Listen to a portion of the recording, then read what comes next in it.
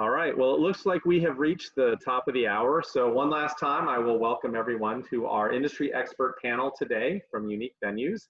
We are excited to have with us 4 industry experts that are going to share their experience about holding live events since the pandemic has begun. So they've either been doing it all along or have started doing it recently or are really close, have been deeply engaged in the planning for doing that and are going to share their insights and knowledge with all of you today. I'm going to go ahead and share my screen really quickly and just walk through what we're typically used to doing here, which is, if I can get my slideshow going here. Just a reminder to everyone that you're all on mute throughout the webinar, so you don't have to worry about distractions coming in from your end of things, but it does mean then that in order to ask a question, we need you to use the Q&A dialog box. So press that button on your Zoom dashboard that says Q&A, it'll open a window and you can type in a question there. Other participants can see those questions and they can upvote and downvote them. We usually get a lot during our expert panel. That helps us prioritize the ones that are most important to the audience and make sure we get them answered by our panelists. We will run a few polls like we always do. These are some recycled questions going all the way back to our first industry expert panel in April, just to check in and see how people are feeling. So we'll do one for venues, one for planners, and one for the whole industry, and then we'll wrap up with our session evaluation with about 10 minutes to go. Finally, the comment box is open, the chat is open, and people are doing shout outs, which is great. If you do have any comments throughout that you want to make to reinforce, share your own info, share a link to something, whatever it is, feel free to use the chat box for that. We just ask that you find that little drop down right above where you type your message and where it says to, and change it to say all panelists and attendees so that everyone gets the benefit of your insight and knowledge and your comments. We love to see it as panelists, but try to make sure to change that to all panelists and attendees. And with that, I will go ahead and turn it over to our moderator for today, Chuck Salem. Hi, everybody. Thanks so much, Joel, for the introduction and all of that really important information. I am having a little bit of a camera issue, so if you see my face disappear, it's because I go blurry sometimes, and I have to reset my camera, so I do apologize for that. We are excited to have everybody here today, and we've been doing these expert panels since the beginning of this COVID crisis, and as well as a number of other webinars. And what I'm really excited about today, I 100% value all of the people we've brought into the Unique Venues community to be members of our panels in the past. But this time it's different because the people we've brought in for our expert panel today are our inside experts, people who are part of Unique Venues, who are venue members of Unique Venues, and it's just an honor to have. I mean, there's so many people that we could have brought into this today, and so know that we recognize all of you as experts each and every day in what we're doing. But I have 4 people with us today who have really been incredible in offering their insights and opinions and advice and experiences with all of their fellow Unique Venues members, planners, those who aren't members of Unique Venues but work in other venues at this time. And this whole expert panel was born out of a Unique Venues member group therapy. So for those of you who aren't venue members of Unique Venues, whether you're planners or whether you're outside venues, on a regular basis, we have member group therapy where we come together, and any venue who wants to join in at the particular time, we talk about topics that are challenging at that given time. We actually were doing these prior to COVID. And Amy, who I'm going to introduce in a moment, was talking about her experiences with live events. And I was not on that particular group therapy, but apparently it was like all eyes on Amy, tell us more. Tell us more. And people were really hungry to hear the direct experiences that someone who had actually hosted a live event successfully had experienced. And so this idea for this panel was born out of that very experience. People who are planners, you know, we do have planner gatherings as well to kind of talk about the challenges you're facing too on a regular basis. So without further ado, I want to introduce our 4 panelists today. And I'll have them just kind of wave so you know exactly, well, their names are there as well. So the person who got this whole thing going, Amy Leyden, is the Director of Marketing and Sales at the McNamara Alumni Center. What we try to do is bring together people who really cast a wide net. Doesn't really matter what kind of venue you're in our portfolio, but what they're talking about are experiences. And in Amy's case, she's in a large metropolitan area. And while she is affiliated with the university, they do all kinds of external and internal events that are corporate, association-based, and social and life events as well. So she's got this perspective as well. The second person we have here, wave, Tony McGuirt. Tony McGuirt's the Director of Conference and Event Services for Furman University, and there are two products under his portfolio. One is a year-round professional conference center called the Younts Conference Center, and that venue provides services for corporate and professional meetings, as well as life events and social events for external audiences, just like Amy's does. And then he also has the summer conference operation, where Tony is bringing in groups to stay in the residence halls and more of a traditional summer program for a university. So thank you, Tony, for joining us. Third is Larissa LaCour. She's the manager of the Virginia Tech Executive Briefing Center. It's in Arlington, Virginia. It is in a very buzzing corporate area of the Northern Virginia suburbs of Washington, D.C., very close to Center City, D.C. And there is, again, a lot of corporate and professional business, probably a lot of government contract business going in there, but also some social business as well. Correct, Larissa? Gotcha. Okay. And then last but certainly not least is Brian Taylor. He is the Chief Revenue Officer for the National Press Club, which is located in Center City, Washington, D.C. Most of us have heard of the National Press Club. If you watch any kind of news stations or follow the news, there's a lot of information that comes out of the National Press Club and nationally known events that come there. But most people don't realize it's also a great place to have professional meetings, conferences, and events, weddings, all of those things for external publics. So all of our expert panels are in either the stage of having successfully completed hosting live events and will continue to do so, or are right on the cusp of getting ready to open their doors for the first time and have completed the planning process and are ready to get moving. The last thing I want to remind everybody, I'm not sure if this question's popping up or not, but we are recording the session, so feel free to share the link, uniquevenues.com/resources, with anyone who might want to watch this from your team afterwards. So let's get started with our questions today. First, question I'm going to ask each of you to respond to is, where are you, each one of you, in your venue in the process of hosting live events? So are you actively hosting live events at this point? Or are you in that preparation stage?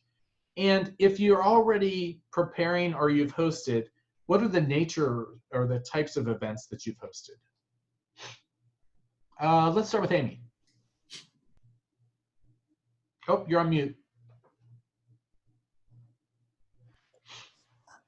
We have successfully had two events so far. We had a School of Orthodontics graduation dinner back in June, on June 18th, for 37 people. And then last weekend, we had a wedding ceremony and reception.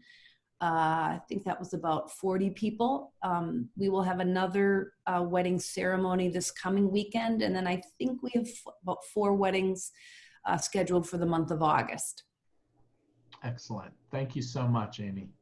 Larissa.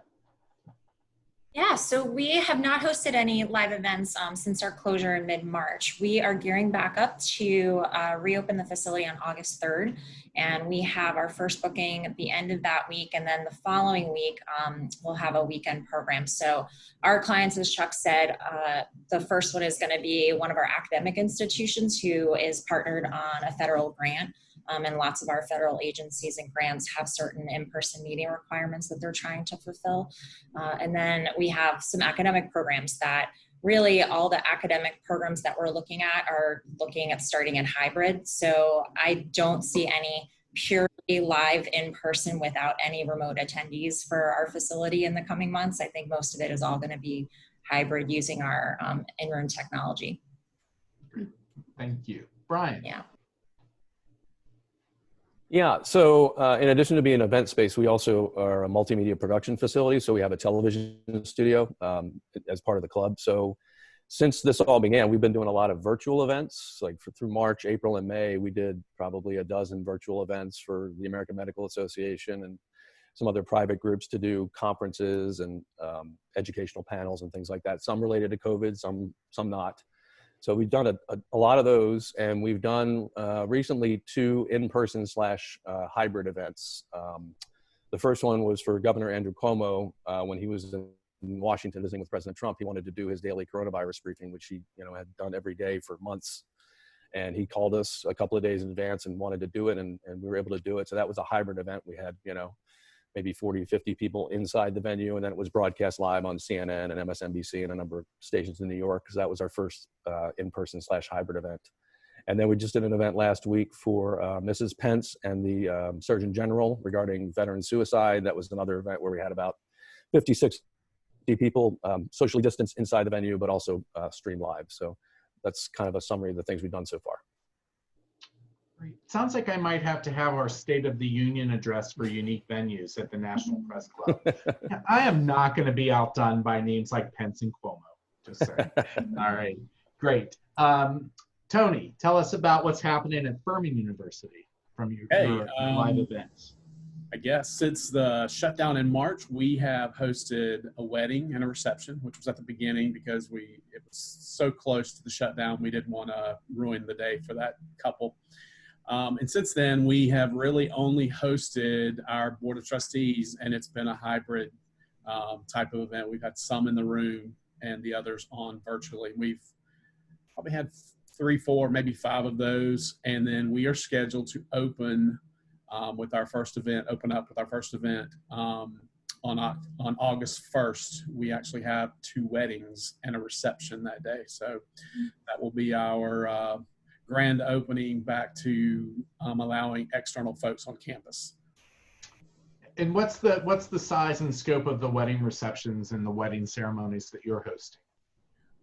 Because of our chapel and our reception facilities right now, the max is 150, which is 50% typically of what we are able to do between the different facilities we have. So that's a pretty large event. Those are pretty large events. So, okay, great. Thank you so much for sharing that. So many people in the audience want to know, how did you prepare? So you're open, you're given the ability to book business, you know certain things and don't know certain things. This is uncharted territory for all of us. Just curious. So in preparing for opening for live events, can you share the processes you use to establish the guidelines, processes and policies that you put in place and communicated to the people that would be your customers? Let's start with, let's go back in reverse order. Tony, we're going to start with you this time. Well, I guess for us to start with was we did a lot of research looking at all the guidelines such as CDC. There's Accelerate South Carolina guidelines that are out there. We did all our research with those, as well as many other sources and any other place where there are state guidelines. And we used a hybrid of all of the guidelines there to create an opening procedure and policies manual. And in that, it has all of our requirements for the facility and for participants as well, as well as the planners, what the requirements will be. And it took about, I guess we took about 3.5 weeks to pull that document together. Excellent. And just quick offshoot question for that. So what people were involved in developing that set of policies and procedures? Just not necessarily names, but departments and titles kind of thing. Well, for us, because we manage the facilities that we typically manage are going to be allowed to open up. We're not allowed to use any academic buildings. So the buildings that we're using are really the facilities that we manage year round. that have external groups. And so it really was our internal staff and our catering folks that really put the draft together, and then it was shared up the line with administration to review and approve. So, so it was really us internally doing the research, putting it together, and then shooting it up for approval. Okay, great. Thank you so much. Brian, talk a little bit about your policies, procedures, and processes, how you put them together, and how you communicated those with your soon-to-be or current clients. Yeah, very similar process. I mean, we just consumed an enormous amount of data from every, part of the world: the CDC, the World Health Organization, the Washington D.C. government, the National Restaurant Association, labor unions, all that kind of stuff. And similar to what Tony said, we kind of created a hybrid, or took the consistencies from those guidelines and put together our own as they applied to how we operate as a business.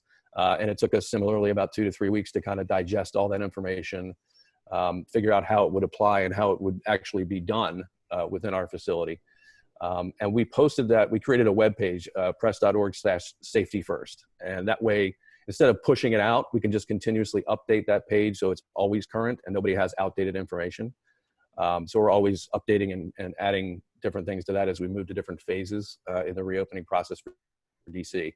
And the people involved, or the departments involved, were myself, as well as our director of operations, our executive director, and human resources were primarily the ones that were keenly involved there. Great. And you said that website, is this website open for anybody to look at? So some of the people on here wanted to take a look at what you're doing, they could go to press.org/safety-first? Correct. Okay, great. Thank you. That's a great resource. We definitely appreciate that, Brian. Thank you. Mm-hmm. Larissa, talk a little bit. I know you're still preparing to open, but let's talk about your process so far. Anything that's different from what we've heard from Tony and Brian? Any kind of very different hoops you jumped through than the others might have had to do?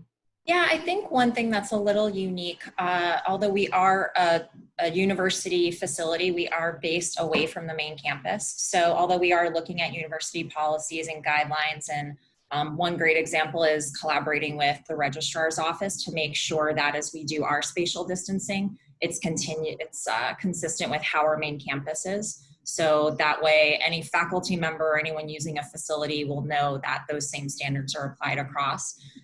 But then, since we are in a completely different area, different region, different health concerns, we're looking at a lot of more regional resources. So consulting with the Chamber of Commerce and resources that they're putting out.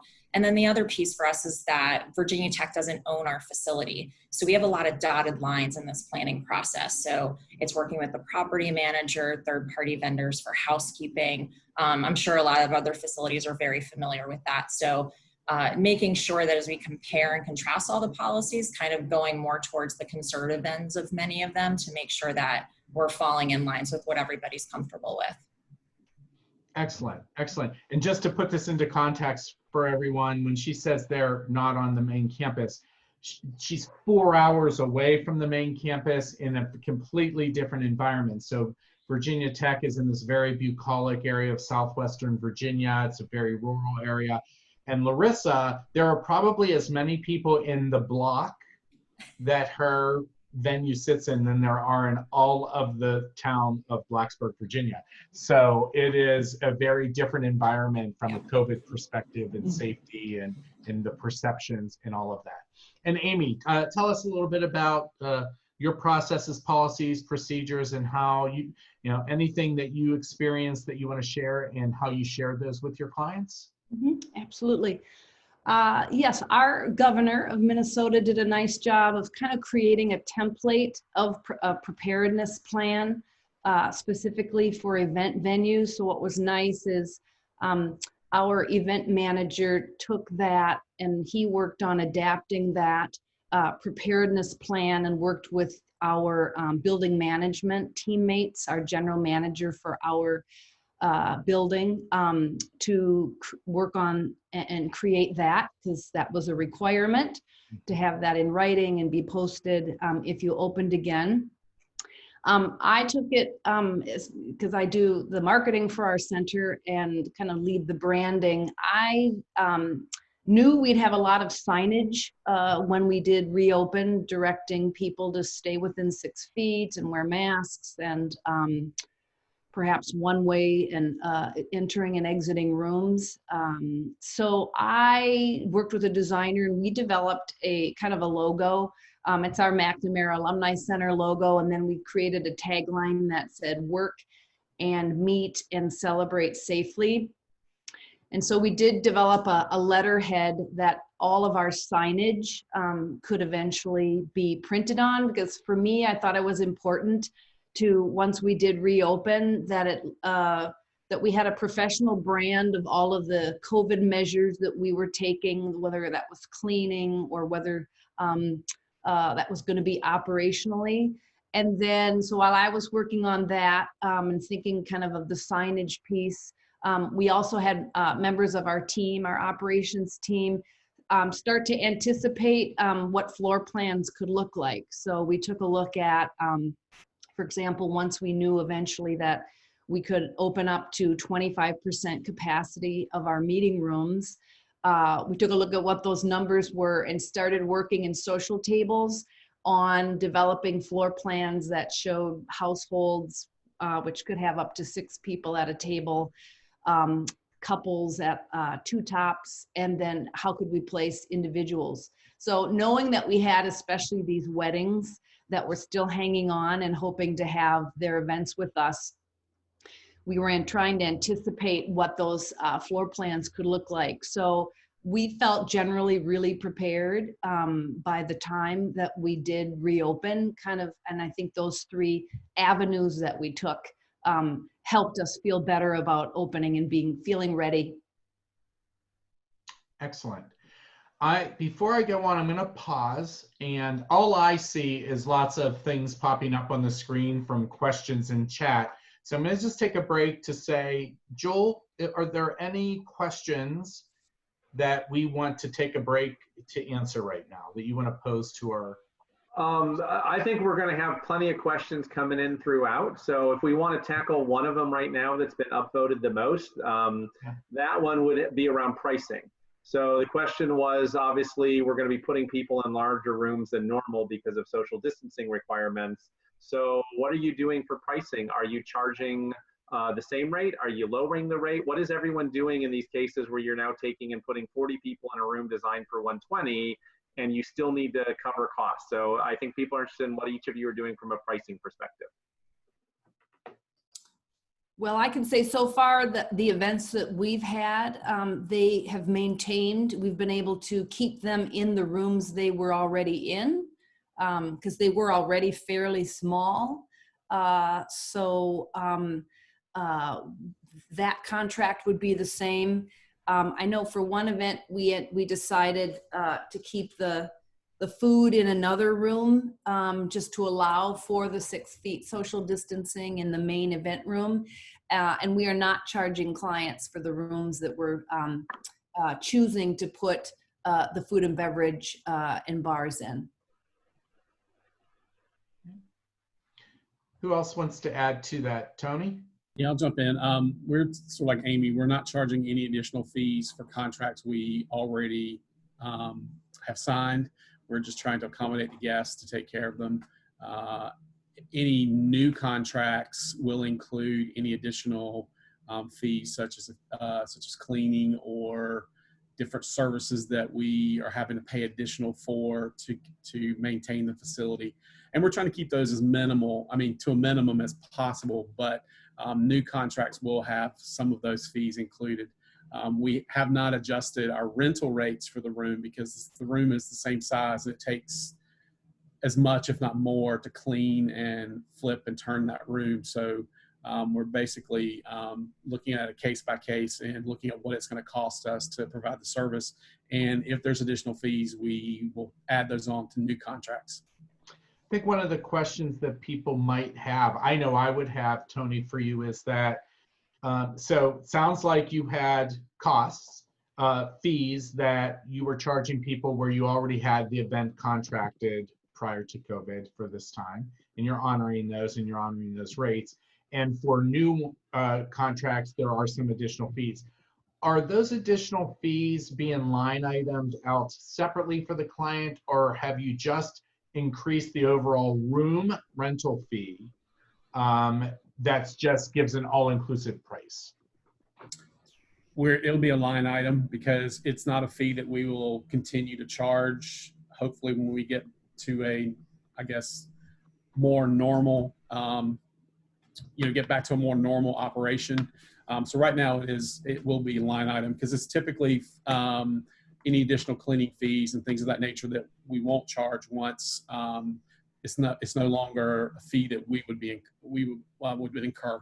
So gotcha. At this point, it's line this item. way you're able to track those Right. fees, those costs again specifically. Right. Okay, great. Thank you. Anybody else want to chime in on that question before we move on? I would say just one thing we did find with our weddings regarding pricing. One of our wedding client for this past week, that originally had been a full blown 300 person wedding reception and ceremony. And we ended up, they ended up keeping the number lower and having more intimate ceremony only, and with the promise of returning next spring for a full-blown reception when they could invite friends and family. So we did end up negotiating with them kind of how this then would be split. And we gave them a price for the ceremony contingent upon the fact that they will be returning. I'm not so sure that will end up happening because they had a very lovely ceremony and small dinner for 50 people, but we'll see. Thank you. All right, I'm going to go on here. So there's this, go ahead. Can I just interrupt real quick? There's a specific question for Tony that might be best answered now that just asks, how do you list the line items? Is it like specifically calling out sanitation, sterilization? What kind of language are you using there? Right now we're just using it's a cleaning fee. We're just making it very simple because that's what it is. It's a sanitizing and cleaning the room. In our system, it's just listing as cleaning fee, additional cleaning fee. And we're explaining that to our clients as we meet with them, and we're doing it individually. So they understand and they're expecting that on the invoice. Great, thank you. So we've talked about some weddings, but we've also had some professional planners that we're working with as well. Of course, they could have been professional wedding planners who were working with you as well. But I guess thinking from that process, so you've developed your processes, your policies, you've put them all together. How do you communicate to the planners? And are you finding that the planners that you're working with are receptive to these policies or procedures, or if they're trying to get, are they trying to get a release from some? What are they, like one of the things is, if requiring masks, or people trying to get around that, requiring certain processes and procedures for registration. Talk about the communication process with the planner and how that's been going. Let's start with Larissa. Let's start with you. Yeah, I think we've been really fortunate. We've got some really great relationships with our clients. We have a lot of repeat clients. I'd say really based on the customer service that we provide, and we really pride ourselves on that. So when now you're thinking about these new policies and procedures that are going to be in place that can seem very stringent, and as we've all seen the news, can have some really adverse reactions to it. My primary focus has been being very upfront with our planners in that initial discussion process of, this is what you've seen before. You know that we're very clean in our facility. You always see us tidying up, but here are the additional things that you're going to see us doing. Here's our policy on masks. I've seen it pop up in the Q&A. We require masks in the facility at all times, even if you are seated and spatially distanced. So wanting to make sure that their guests know all these policies in advance, that they're responsible for providing their own mask. And basically we've been saying to them, giving all of that information to the planning team, asking them to relay it to their guests in advance so that they can self-select and decide whether or not they're comfortable coming to our venue. Hopefully that can eliminate any adverse reactions we have when they arrive. But we're also talking to them about them being the primary point of contact in the facility and addressing things as they come up with their guests. I don't want to walk up to someone who I don't know is their VIP of the meeting and have a very adverse reaction. I'd rather give the client that opportunity to kind of go up and start that conversation. We'll be there greeting people and you know, have initial pieces too, but they're going to know their guests and clientele a little bit better, and then we can be there as backups and supports to that. And they've all been very receptive. We have certainly been hearing interesting stories about some of our government folks that there's some tough cookies out there and they don't need a lot of these measures when they're outside the Pentagon. But understanding what our building policies are in advance hopefully will make for a smoother transition when they come in. I think the biggest piece that we've been hearing is making sure that we get into presenters' mindsets that when they're up presenting, they will be wearing a mask. Not everybody has that context because you see a lot of press conferences, people get up to the microphone, they take their mask off. So we're trying to be proactive with that too, even talking about face shields. And as much as we say everyone will be responsible for having their own, of course, as a venue and hospitality, we're gonna have our own backups just in case. We don't wanna turn people away, we wanna give them an option. So that's something that we're doing as well. Great, thank you. That's very insightful about, you know, that you are requiring masks even when you're seated, where some people would expect that that's not something that there would be an expectation for, as well as for the speakers. Brian.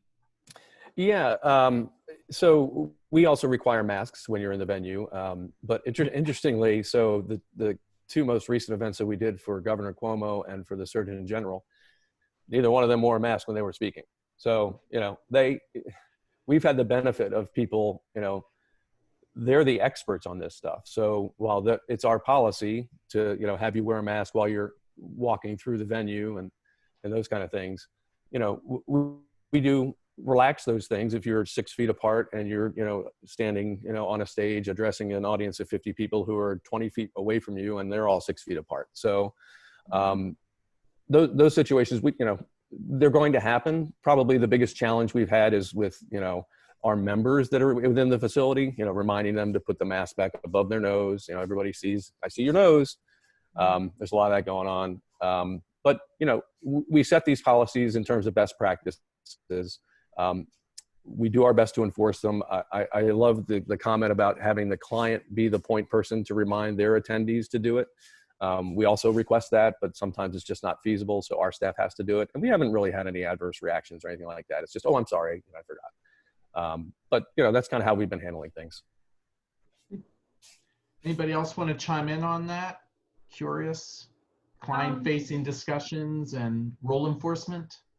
Yeah, we're certainly discussing with our clients in advance of what they can expect when they come for their event. And that's everything from our staff will have masks and gloves. We are currently not requiring masks, but recommending them, but they are required in restrooms, hallways, elevators, and lobbies. And we have this in writing, so we do share it with the client, usually an email. This is what the catering company's doing. So this is what we're doing to keep you and your guests safe. And this is what our expectation is of you. We're highly recommending that our clients send in advance to their guests the list of what this is what the venue is doing. Even for this wedding we had last weekend, we got calls from wedding guests who said, I don't want to bother the bride, but can you tell me what are you doing so that I can feel good about coming to your venue and knowing how clean it is, etc. So we were happy to tell that person. And again, this is in writing on something they'll be reading that says, you know, we're setting all the room people 6 feet apart. We recommend you wear a mask. There will be hand sanitizer stations throughout the event space. And then another little tip that we're doing too is we're taking a photo of how we set the room, and we tell the clients that before guests arrive, because we do anticipate, although it hasn't happened yet in our two, but that people might put the tables together, and we don't want to be responsible for people thinking that we, the Alumni Center, set the rooms that way. So we're doing a really good job, I would say, of documenting both in advance the communication to our clients about this is what you can expect.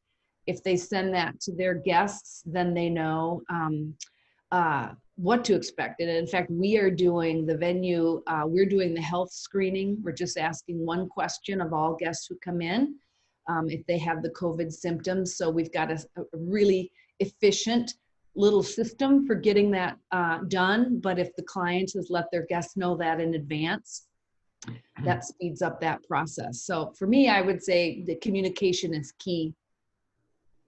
When it comes to the actual contracting process with your main point of contact, which of the following are you doing? Have you added specific language directly into the contract? Have you added a contract addendum, or are you just communicating things and the people are signing off on a paper? How are you not only communicating, but taking that next step to lock in the policies and procedures are understood, read, and enforceable? Larissa, you're shaking your head, so jump right in. I'm shaking my head because it's a funny one, because this is one, and you know, Joel was kind of saying in the comments, it's all going to be very unique to different venues. Honestly, I don't think my university is fully ready to grasp that we are going to be hosting events, even though everybody knows. They put the date out there, we're all ready for it. But we've gotten kind of radio silence on new language for our contracts, other than we updated our force majeure when things were happening. We were, you know, very lenient with our clients and taking care of them and making sure we took care of those relationships. So I've not modified the addendum at this point, the contract or an addendum. Everything that we're doing is in line with university guidelines and all our standards, but it's going in an email and it's having conversations on the phone. So I'm a big person of documenting, so everything is going in writing, but it's in an email format right now. And that's just because you're waiting for legal counsel. I'm waiting for legal to say this is the right language, and until I get that, I can't put that in. Okay, Brian, how about you? What are you doing? Yeah, so we updated our force majeure. Now includes, you know, pandemic and health crisis and those kind of things. But same, we're communicating via email with clients. We're sending them a link to the safety first document, which again is constantly changing. Mm-hmm. So we found that's the best way to do it, is just, you know, have candid communication with the client about what our policies are, encourage them, you know, to share it with all their guests so there are no surprises, no problems the day of their event. And that's worked pretty well. We haven't really gotten any resistance, and most clients are very appreciative that, you know, we've done all this work. We also have photos of all our rooms set in different settings: classroom, banquet, theater, so the client can see exactly what it's going to look like when they arrive at the venue. So over communication, in my opinion, is the best way to go. You know, you can't communicate too much. Great. Tony or Amy, either one of you doing anything contractual with this, or are you pretty much following suit with what Larissa and Brian have outlined? Pretty much same. Just the cancellation clauses and things like that were updated. Everything else is one-on-one meetings and via email communications, follow-up, and answering questions they have. So nothing major just changing in our contract except the cancellation and, you know, pandemic kind of wording in the contract for us. Exactly. Exactly. Yep. For me. Okay, I'm going to ask you a big question then. Just a big question. And it hit me just now that I wanted to ask this, and maybe it's not a fair question, but in any of the events that have been held, have you been made aware of any attendees post-attendance that have been diagnosed with COVID-19? And if so, what did you do? We have not. And we do temperature checks at as every guest comes in. We have thermal scanners so they can just walk up to it and it scans their forehead and says their temperature is fine. We ask them screening questions. So we have not had any instance of anybody, any of our staff or any guests having any issues. Great. Okay, good. Knock on wood. Let's see if there are any questions before I move on to our next section of questions I have. Joel? Yeah, actually, you guys have been doing a great job of kind of picking them off as they go. There is a good question though out there about what are the changes and challenges with food service? You know, that's where what we're have you, going yeah, I next. figured that's where you were Good going as segue. well. So let's do that. Let's talk food service for a little bit. Yep, this is a big one. I mean, we've heard a lot about weddings and dinners and meals, and so let's talk through first of all, give us the context from which you're doing food service. Are you an in-house caterer that is owned and operated by your venue, or is it a contract food service? Is it a preferred vendor scenario? So what's your contracts or your catering scenario, and talk about some of the practices, policies, and successes, and maybe some of the pitfalls you've had when it comes to serving food for others. Amy, we're going to jump to you because I know you've had a couple dinners now. Well, we do have an on-site caterer that is exclusive for our events. D'Amico Catering in Minneapolis here. They're outstanding. They have offices in our building, and they have a kitchen. However, due to the how few events, they're not operating out of the kitchen anymore. So for the 2 events we've had so far, they used a different facility of theirs because they have affiliated with multiple venues in the Twin Cities. They prepared the food off-site and brought it in for those 2 events. They've had an excellent system, again, really well thought out of, procedures, including, no shared tongs and nothing. There's now coffee station versus, carafes on tables. So I think they've done a really good job of thinking through, all the different steps and how do we minimize guests touching things. So I think it's created a few more, staffing needs on their end because they have to have these individuals now serving them. But it's been a really smooth process, and I think they did a really nice job for the 2 events that we had. Excellent. Brian, Brian may not be with us. So it's like 110 degrees where we're at. We're in the Northeast, and I think his air conditioning went out just before this started. So Brian may have had to step out to get that contractor going. So Tony, let's talk a little bit about the dining services. I know you're internal. You want to tell us a little bit about that and how you've served and how you plan to serve? Sure. We have a contract caterer. It's Bon Appetit. They're excellent. We have an incredible working relationship with them. It's almost like, we're all part of the same team. But we too, like Amy was saying, we're planning for events. Everything will be served. If a function has a buffet, we still will be offering the buffet. It just will have these plexiglass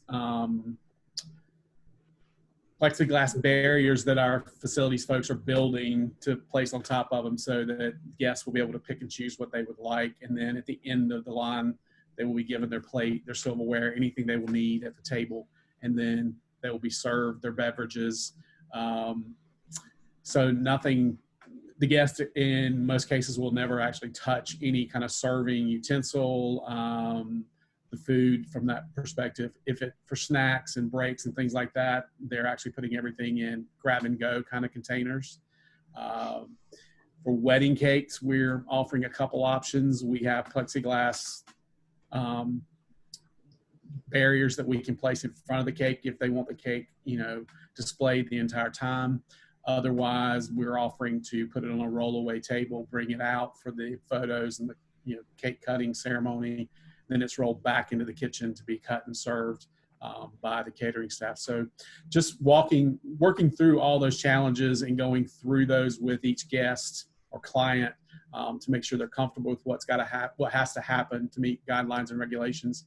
And so far, I have to say that we've only had one client that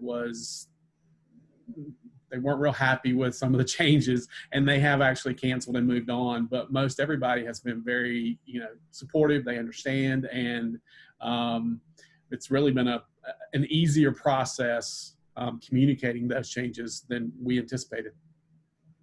Excellent. How about when it comes to food service charges?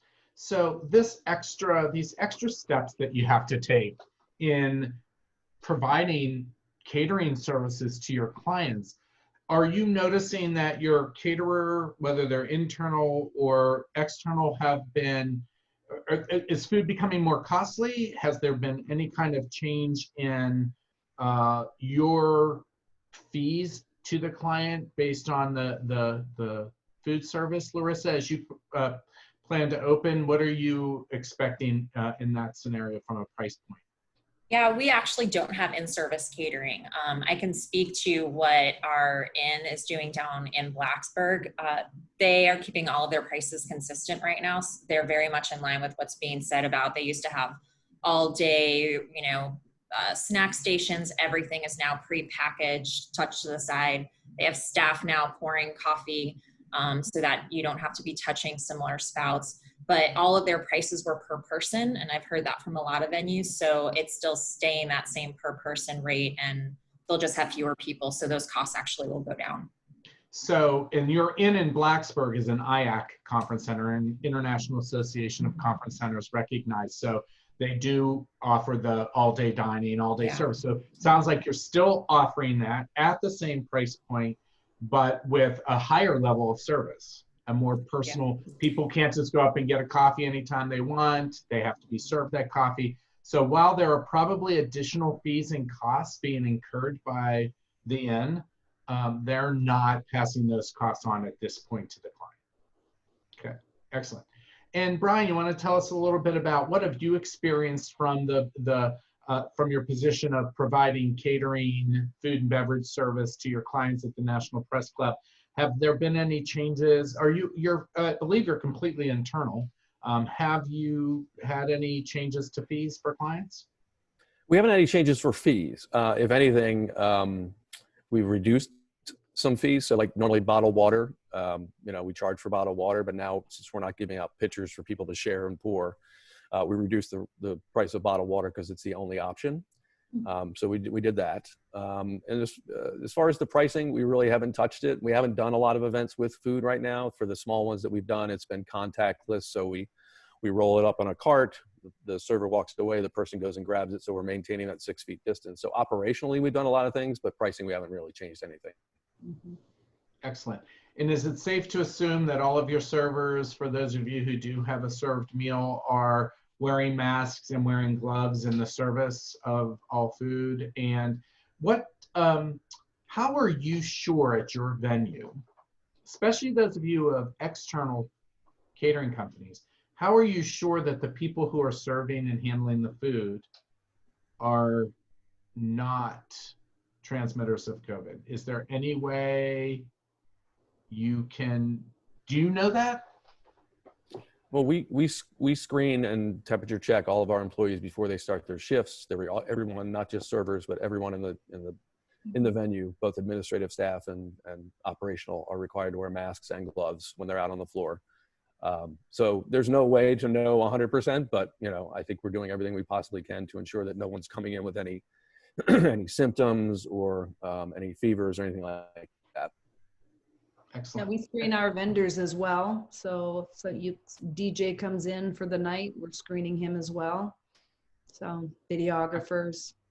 Excellent. And they know that's going to happen. They know if you're going to be a DJ at this event in our venue, you have to be screened. You can't say, this is my personal liberty. They know if they want to do that, they've got to do this or not serve, right?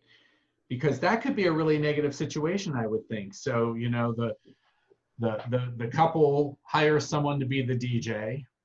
The DJ shows up and refuses to be temperature checked and all of those things.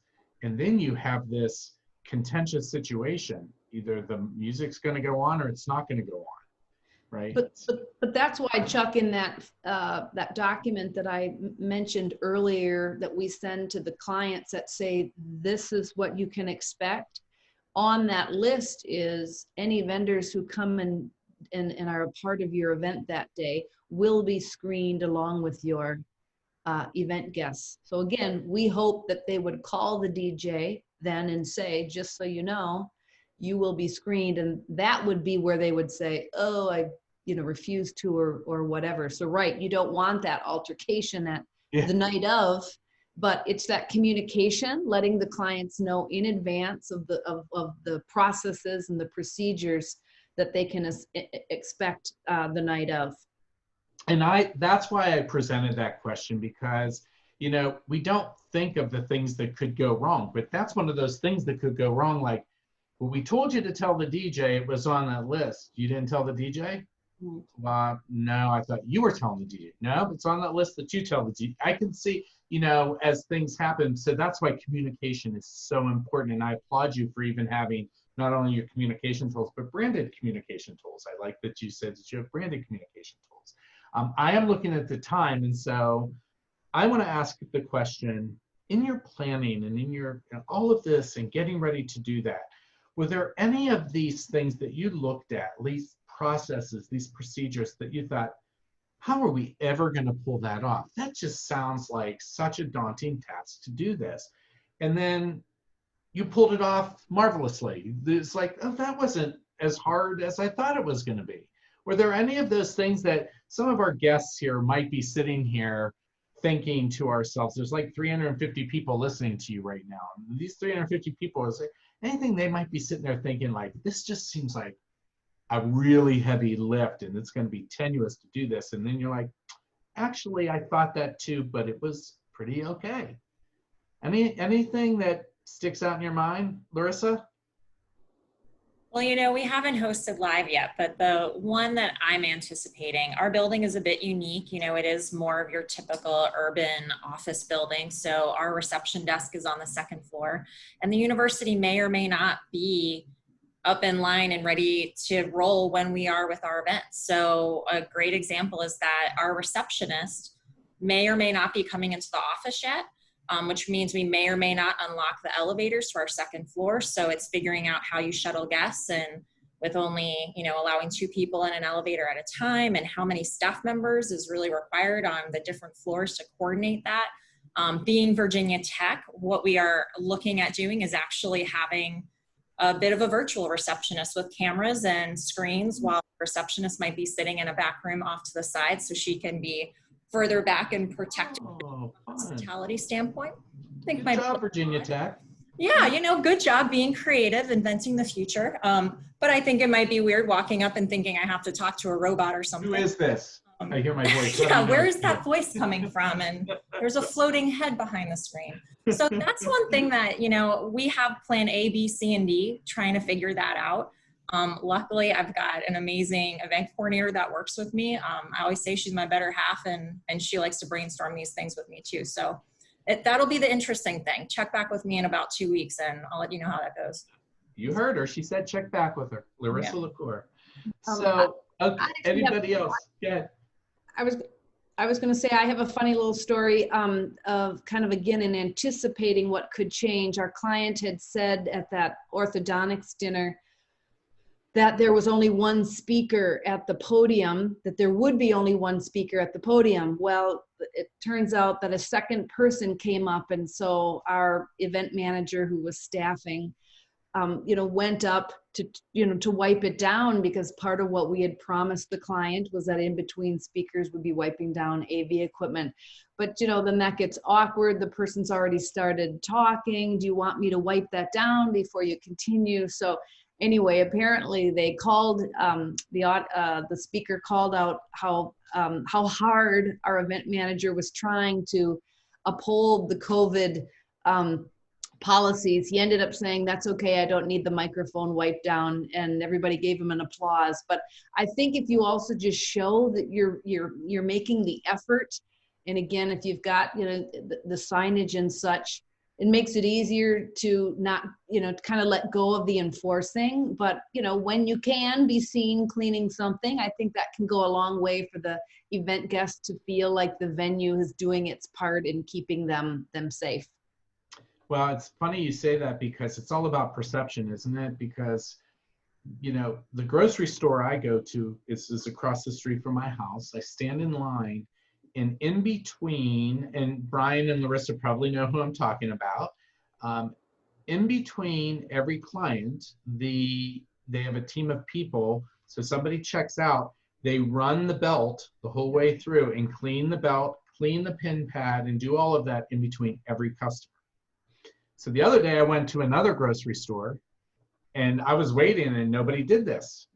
Nobody did anything. And I said, are you going to clean the belt and the pin pad? And they said, we do that once an hour.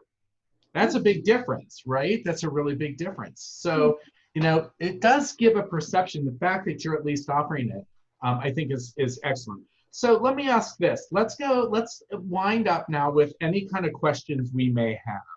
Joel, what are, because I could keep going. I have a page and a half of questions, but yes. So let's go with a question that's kind of been hanging out there for a while that we touched on a little bit, but I think it's kind of specific to a direct answer, which is, are you asking attendees to sign waivers and or complete health questionnaires? So again, we talked about contracts and liability, but this is kind of going right to the attendee level themselves. What are you doing for attendees to try to make sure they understand there's a risk and kind of give yourself some waiver of liability for resuming meetings out there?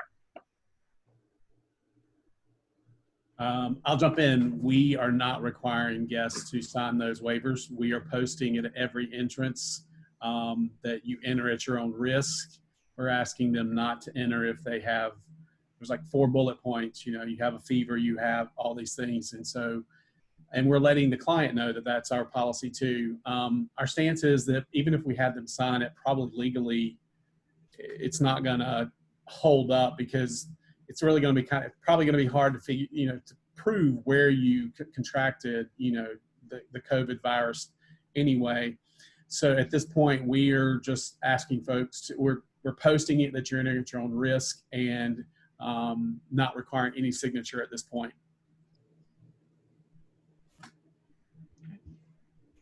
Anyone else? Same here. We're not requiring anybody to sign anything. Okay, looks like that's the general feeling. All right. Another question is for contracts that were already on the books. Now that you're social distancing, you're doing the social distancing guidelines, are you letting clients reduce their room blocks or head counts without charging attrition? So how are you working with planners who are like, hey, we thought we were going to have 150 for this. We can only have 50 because that's the guideline. What are you doing from a cost and attrition standpoint? I can chime in here. So we are working with clients. So obviously, you know, if they had a room booked for 200 people and we can only fit, you know, 75 now after we do the distancing, we're allowing them to reduce the head count. But what we're encouraging where it's appropriate is to do it a hybrid event. So, you know, reduce the number of people that are in the room, but for those who can't be in the room due to the restrictions, let's live stream it to those people or to a much broader audience. And a lot of groups are taking advantage of that. And you're providing that service, the live Correct. streaming service. They don't have to get somebody to handle that for you. Okay, good. Correct. And, you know, sometimes it's the reverse in that the room that they, you know, if they had a dinner for 150 and they were nicely in that room, but now they need to go out to a bigger room where the cost would be more. We are holding them just to their original room. So they get the nice benefit of being in a larger space. And in our case, our largest space is a beautiful, glorious space. So they actually look at that as kind of an upgrade. So that's what we're doing is honoring the original price. Excellent. We are getting very close to the time. Joel, any last question from you? And then I'm going to throw one that I saw here too that I think is important. Sure. I was going to ask, again, it kind of keeps coming up and around the edges again. And we touched on it early. Once again, like, how are you handling enforcement? So like when someone doesn't want to cooperate or when they're really not, you know, following the guidelines, are you doing that? Do you have staff trained and assigned to do that? Or are you expecting the groups to really manage that on their behalf? So again, just a couple of you, how are you really truly handling the enforcement on site?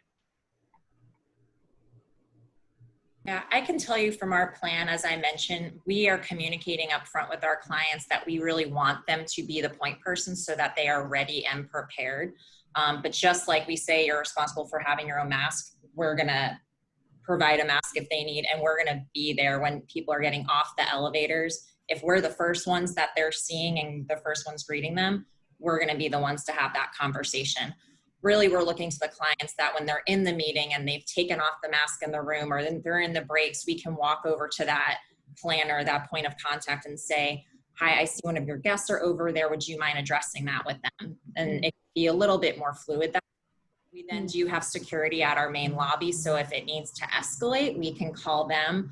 And then of course, if it needs to escalate further, we can call the police department as well. Mhm. Anyone else? We're pretty much following the same kind of procedures. We are requiring it at the door, and we will have staff there to monitor, make sure folks are doing it as they come in. And then as the event takes place, we'll have a point of contact from the group that will address the issue first. And then if it's not resolved, we will take care of it from there. Great. And one thing I know a lot of people are concerned about, if face masks are required in your venue, there's been that piece about saying, you know, I have a medical condition and I don't have to tell you. We have been instructed that that's where we can provide face shields as an alternative. So we do have those as a backup as well. So where I was noting it before as a nice backup for presenters, it's also going to be used in that situation as well. So it would not be impeding any airflow whatsoever for the guest. Good idea. Great, great. Dr., The one thing I wanted to ask real quick, just because we talked about food and beverage, but we talked mostly food. Bar service and things like that. Anything in particular you want to talk about when it comes to bar service? Anything in specific, because, you know, people are, you know, how are you changing the bar experience for some of these events? Yeah, I'm curious what Amy will say about her events. For us in Virginia, and given the guidelines currently right now, we don't have a lot of social events, but we do have events that have receptions and happy hours attached to them. And we're really working with clients to revise what their program is and really think about what the goal is for that component of their program. Because if it's all about networking and standing in close proximity while you are drinking and eating, there's no way you can do that in a good, successful manner, I think, with that atmosphere that you want to have while socially distancing and all of that. So we're really more kind of counseling people around finding other innovative ways to have those networking and social opportunities that aren't surrounded by food and alcohol. Mm-hmm. Good point. Yes, well, for starters, we won't set the high tops because that is just encouraging people to come together. So that is something on the floor plan that you won't see for our social events. You know, again, just with our two events, it was a graduation and they wanted champagne afterwards. And again, I'm not the food expert, but I believe in an effort, especially with the wedding, in an effort to not get everybody after the ceremony to come up to the bar, that our caterer decided to split the bars in two different locations. So at least that number of people could get divided. And we had stanchions keeping people 6 feet away.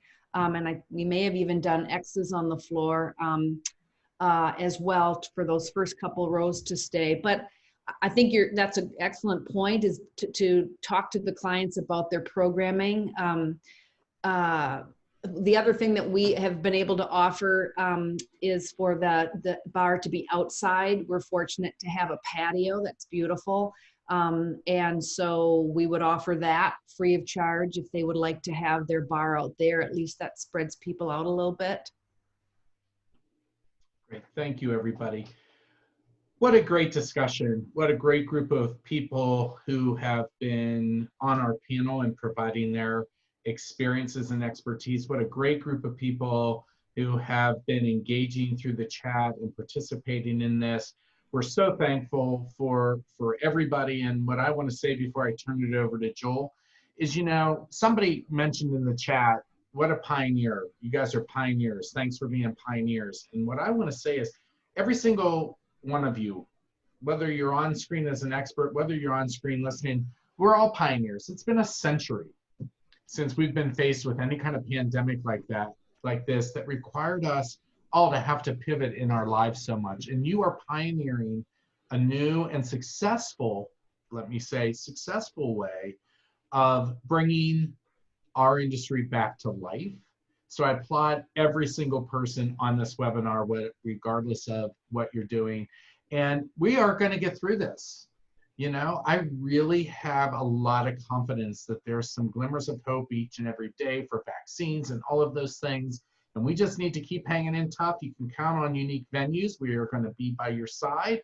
We'll help you in any way we can. We'll be doing some more awesome webinars for everybody. But in the meantime, thank you. I'm going to turn it over to Joel now to close.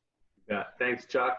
So thank you to everyone that attended today. We have a couple more that are coming up next. Well, we've got a member group therapy tomorrow for venues. If you are an overnight venue, please join us tomorrow. And then we have one last in our Business Essentials series next week on strategic planning with Dr. Michael Brown. Dr. Brown is a big favorite, I know, of attendees out there. And so he's going to be talking about strategic planning and his streamlined and easy to follow strategic planning process. So, and then we are working on the schedule for August and September. So you'll be seeing more coming.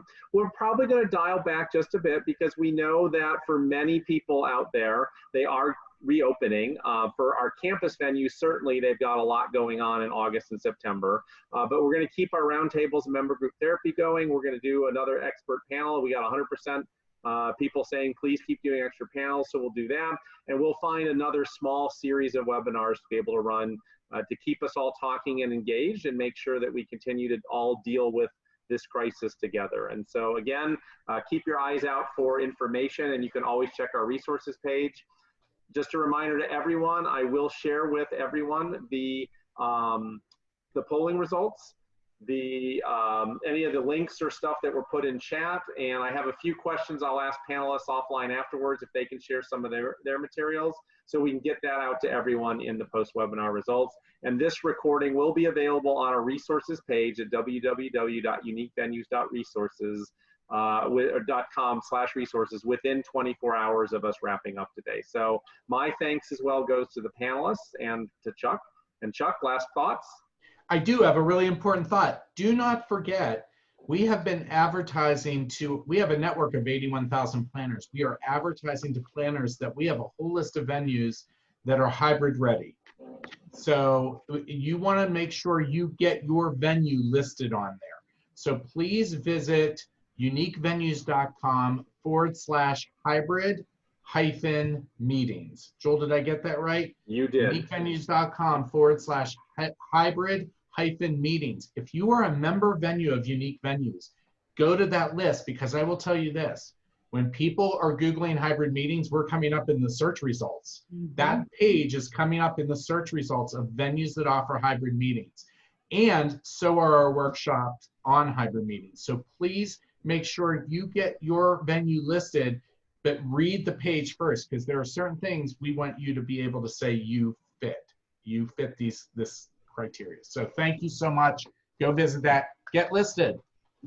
All right, no additional charge. If you're a member of Unique Venues, get on there. There you go. All right, excellent. Again, panelists, thank you. Everyone that attended, we appreciate your time. Have a great afternoon. We will see you on a future UV webinar. Everyone give us the wave and have a great day. Thanks, everyone. Bye. Bye-bye. Bye.